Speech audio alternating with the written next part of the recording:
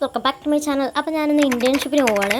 As usual late ആയതുകൊണ്ട് സ്റ്റാൻഡിലേക്കുള്ള bus കിട്ടില്ല. പിന്നെ പുത്തൻതാണിക്കുള്ള ബസ്സിനാണ് കയറിയത്. ചേച്ചി ഉണ്ടായതുകൊണ്ടാണ് ധൈര്യത്തിൽ കയറിയത്.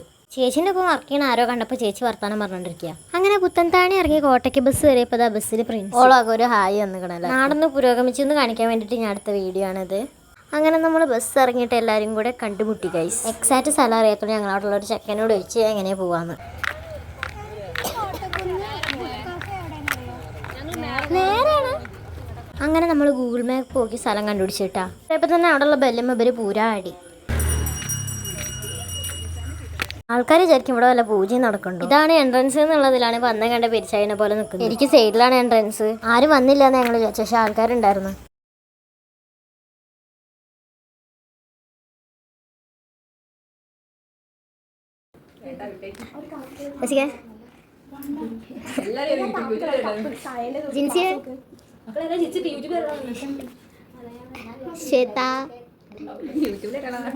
ഫ്രണ്ട്സിക്കൊക്കെ വന്ന് ശീലമുള്ളതാ.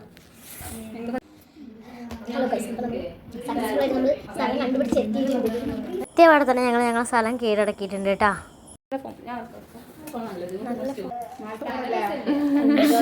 ഫസ്റ്റ് ഡേ ആയതുകൊണ്ട് തന്നെ ഇന്ന് ഓറിയന്റേഷൻ ക്ലാസ് ആയിരുന്നു കേട്ടോ. ആദ്യം നമ്മളോടൊന്ന് സെൽഫ് ഇൻട്രോ പറയാനാണ് പറഞ്ഞത്. ഒരു ബുക്ക് പബ്ലിഷ് ചെയ്യുന്നതിൻ്റെ പ്രോസസ്സും കാര്യങ്ങളൊക്കെ ഉണ്ടെന്ന് നമുക്ക് ആദ്യം പറഞ്ഞു തന്നത്. ഇവർ പബ്ലിഷ് ചെയ്ത കുറേ ബുക്ക് ഉണ്ട് കേട്ടോ അവിടെ.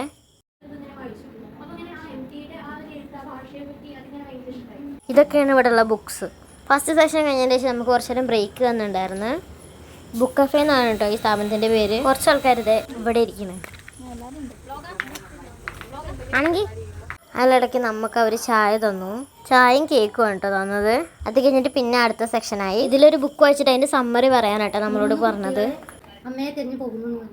അതിൽ പറയുന്നത് അദ്ദേഹം ഈ എഴുത്തുകാരനും അദ്ദേഹത്തിൻ്റെ ഫ്രണ്ട്സും കൂടിയിട്ട് ഇങ്ങനെ വിറകുകൾ ശേഖരിക്കാൻ പോയിട്ടുള്ള അവരുടെ അമ്മേനെ തിരഞ്ഞിട്ട് കാട്ടിലേക്ക് പോകുന്നതാണ്. അവിടെ വെച്ചിട്ടാണ് അദ്ദേഹം ആദ്യമായിട്ട് ആനേനെ കാണുന്നത്. അതൊക്കെ കഴിഞ്ഞ് പിന്നെ ലഞ്ച് ബ്രേക്കായി. ഞങ്ങൾ ഫുഡ് കഴിക്കാൻ പുറത്തേക്ക് പോയി. ലഞ്ചിന് ശേഷം പിന്നെ ക്ലാസ് ഉണ്ടായിരുന്നു ഇതിൻ്റെ ബാക്കി. പിന്നാമിനികളെ കാണാൻ കിട്ടാത്ത തിരക്ക് പിടിച്ചൊരു സിറ്റിയിൽ ജീവിക്കുന്ന കുഞ്ഞു ടുട്ടൂസിൻ്റെയും അവൻ്റെ സങ്കടം അറിഞ്ഞ് അവനെ കാണാൻ വന്ന ഒരു കൂട്ടം മിന്നാമിനികളുടെയും കഥയാണ് ടുട്ടൂസിൻ്റെ മിന്നാമിനി കൂട്ടം.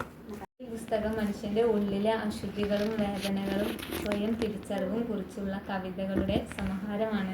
നൂറ എന്ന കലാകാരി തൻ്റെ കഴിവ് പ്രകടമാക്കിയപ്പോൾ വായനക്കാർ പോകുന്നത് നിഷ്കളങ്കമായ ബാല്യത്തിലേക്കാണ്. ഇതിൽ പ്രധാനമായിട്ടും പറയുന്നത് ബെർലിനിലെ അനാഥ മന്ദിരത്തിൽ വളർന്നിട്ടുള്ള എൽമ എന്ന കുട്ടിയുടെ ജീവിതം.